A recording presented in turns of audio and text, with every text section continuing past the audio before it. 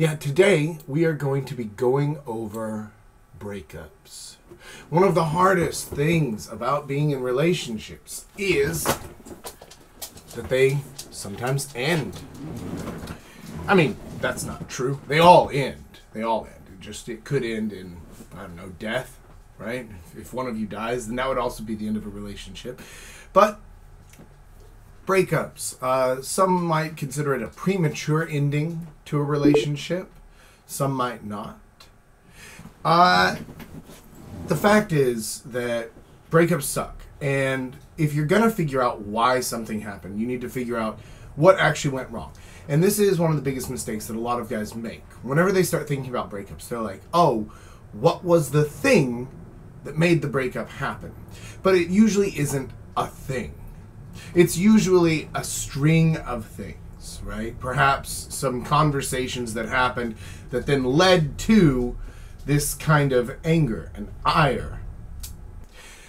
So the thing with breakups is that they usually happen because of not just one thing. Even though there may have been one straw that broke the camel's back, they're usually the result of multiple different things. And ultimately, what it comes down to is incompatibility. So the whole purpose of dating is to find somebody who you enjoy being with and somebody with whom you are compatible for a long-term relationship.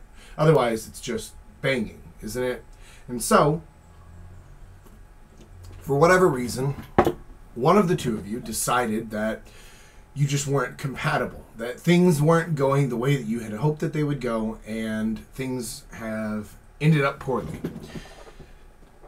When you do break up, most people will go through a period of grief, which is entirely understandable and natural. And some people will then try to get back together with the person that they broke up with.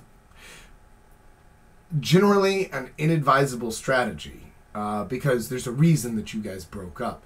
And a lot of times, whenever you break up, then you look back at the past through these rose-colored lenses and you think, well, you know what? It wasn't really that bad, was it? It was actually pretty good. We had some really good moments, and we had this and that and the other thing. And that's because you're forgetting the bad parts. You're forgetting the negative aspects of the relationship. And again, that's totally natural. It's the same reason that people look back on high school with fondness and they say, oh yeah, high school, man, that was the best time of my life. Or, oh, university, that was the best time of my life. But they forget that there was a lot of other bullshit that you had to go through with the good stuff. And the same is true in relationships. That people will forget the negative aspects of the relationship. They'll forget about the fights. They'll forget about the way that they felt at a time. That they were angry about something, or that something about the other person drove them crazy.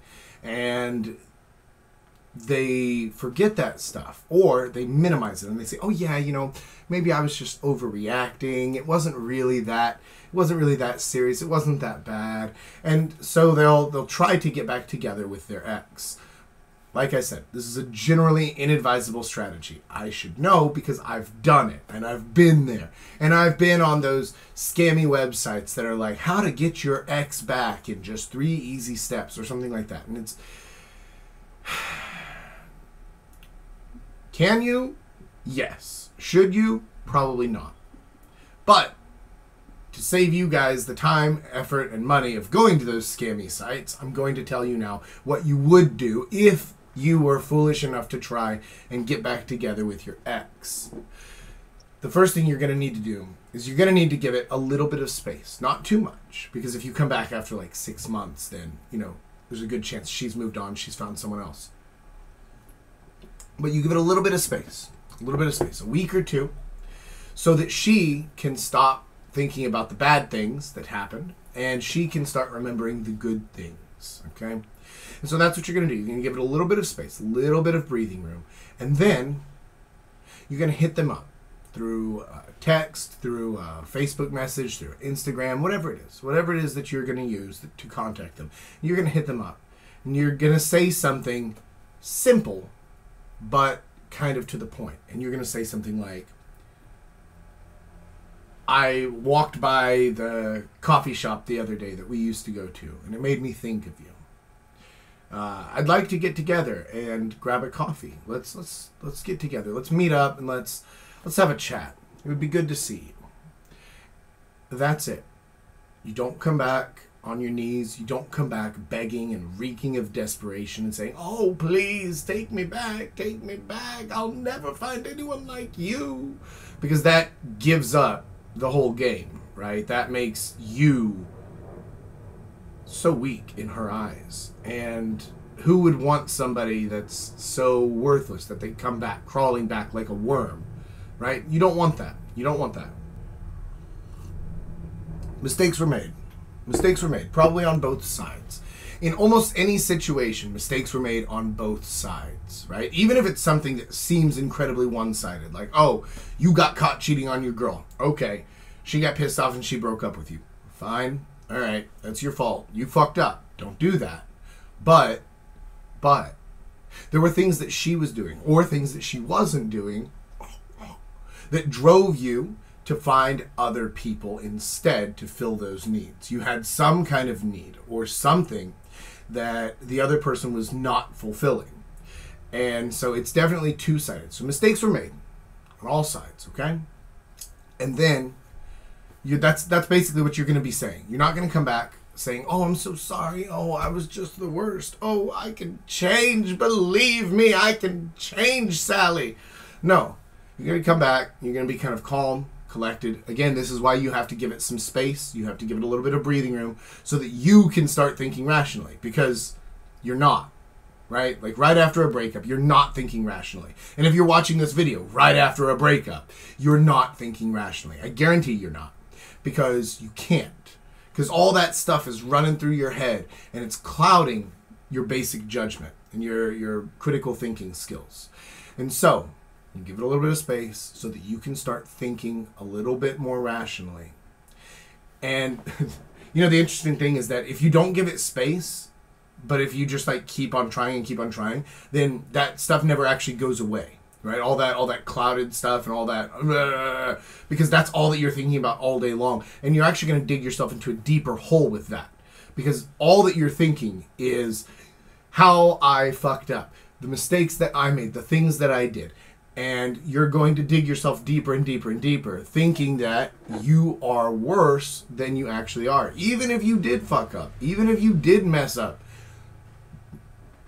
whatever you did is not as bad as you are going to make it in your head whenever you keep thinking through all that stuff. So stop thinking about all that stuff. Try to get your mind off it for a bit. Try to get your mind off it. You want to do something else. Maybe go skating. Maybe go see a movie. Maybe play a video game. Maybe drink some gin and tonic tea with Papa Jack. Hang out with your friends. Spend some time with your family. Go to a park and just take a walk. Anything else. Because when you do that, when you give it that space, when you stop thinking so much about that, then you give your brain a little bit of room to kind of relax and get back on to thinking rationally, to thinking normally. Once you're there, after a couple of weeks, then you hit them up.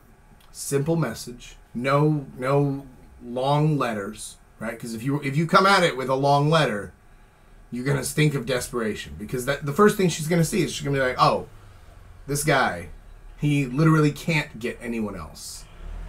That's not a good place to be at all. There's no possible situation in which that is good. Because you come to her with this long letter, and it's like really, you've spent all this time thinking about it, it's really heartfelt. Okay, so here's what she sees. She sees, "Oh my God, this guy, he fucked things up, and then now he's coming at me with this long-ass letter. So all he's been doing for the last 2 weeks is just thinking about me and obsessing over me all the time." Not a good look. Not a good look. You don't want to be like that. You don't want to come back as a lower status than you were before. How is that possibly going to help you? It's not. It's obviously not. Now, I do understand the inclination there to write it all, to get it out, and then you want to give it to them, right? Don't do that. Don't do that. Write it all out. Write your letter. Fine. But then don't send it to them. Don't give them that, because how's that going to help you? Remember, the goal here, if you're doing this, the goal here is to get them back, right? To win them back. Do you win anything by crawling around on your hands and knees and saying, oh, I'm such a piece of shit, I'm so sorry, oh, you're just the best person in the whole wide world and I'm the worst person? How are you going to win her back like that? You're obviously not, right? She's going to look at that and be like, you're fucking gross, man. Get out of here. Go get a life. Go do something else. Go bother someone else. Go fuck up someone else's life.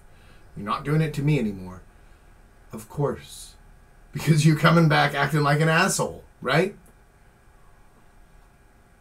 You have problems. You're upset. And you're trying to make it her problem. She already has her own problems. Don't do that. Instead, you come back. You're cool. You're calm. You're collected. Because you've given it space. Because your brain's not clouded anymore. And you just say, hey, you know, I saw this thing. It made me think of you. I'd like to see you. Let's hang out and have a chat. It would be good to talk. Maybe have a little bit of closure, or maybe just, you know, see how things are going. Something like that. It's very simple, very calm. Because that's the only way that she's going to be interested in, and see you again as a high value person, as a person who is in demand, who has their own life, who isn't just obsessed over them all the time.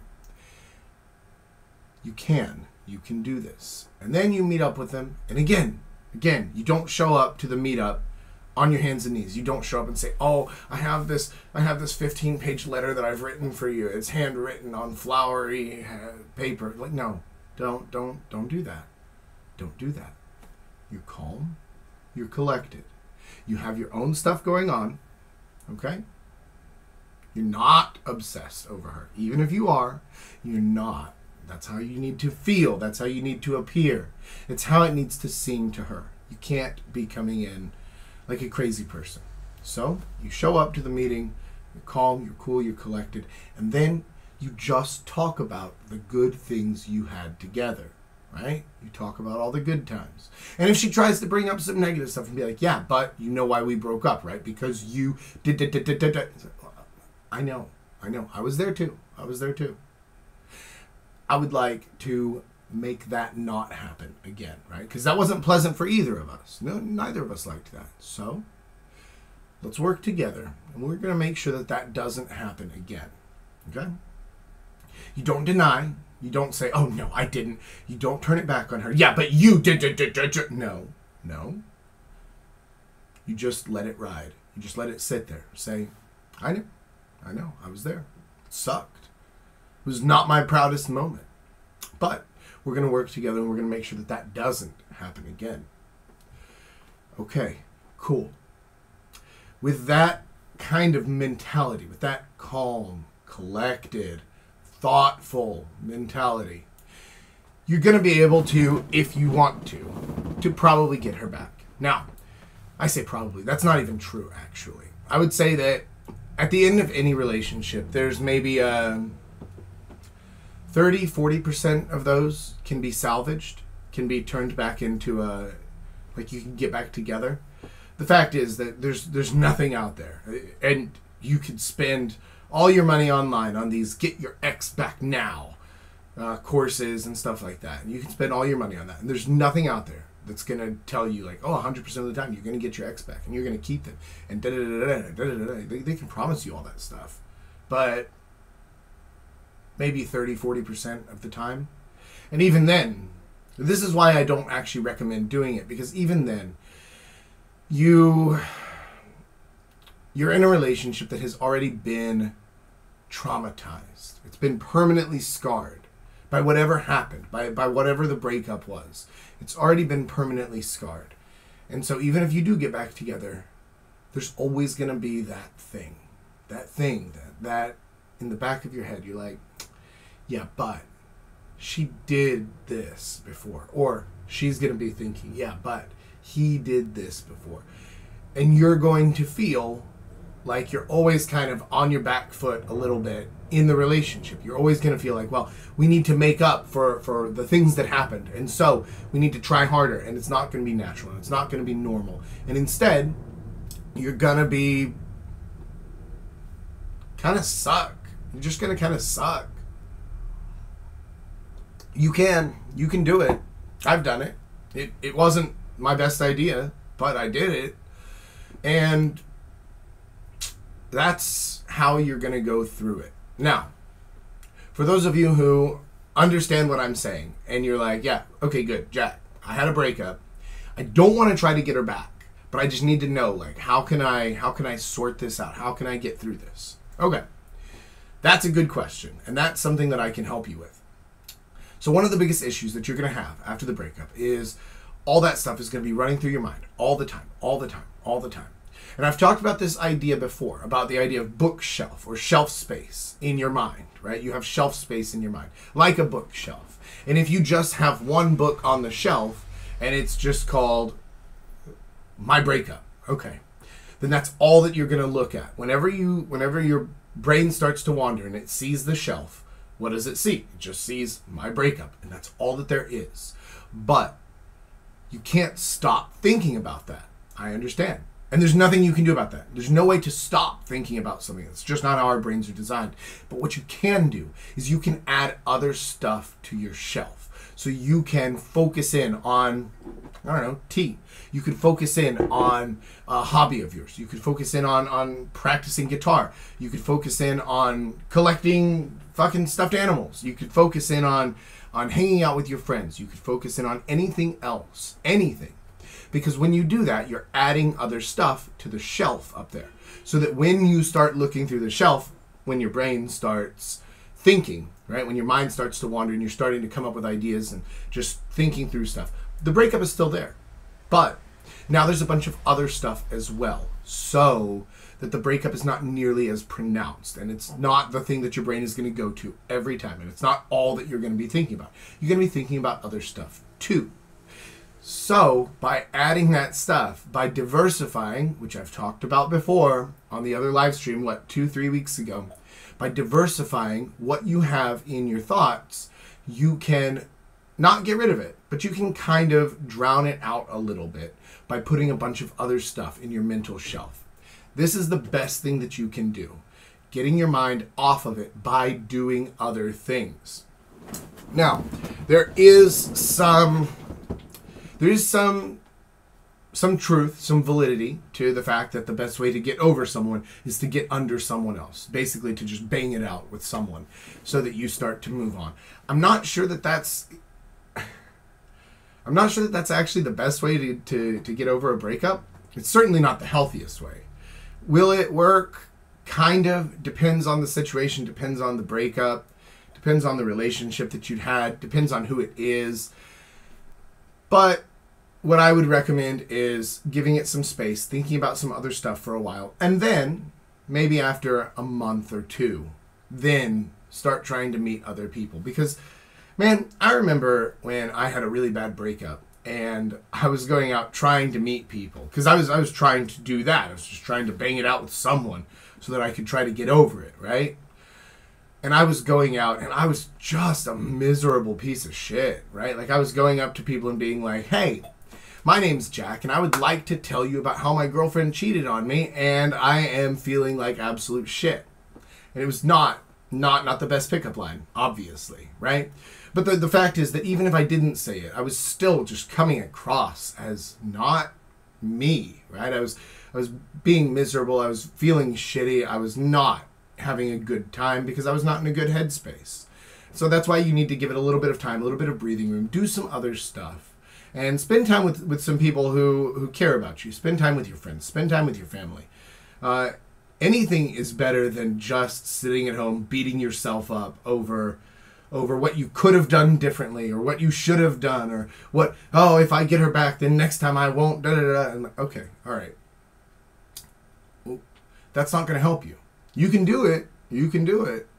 You can sit at home and just beat yourself up, but it's not going to help you. It's not going to help you get over it. It's not going to help you win her back. And it's not going to help you actually feel any better. So just don't do it, right? Just don't. Find other things to do instead. Now, with all that said, I'm going to go ahead and end the lesson here.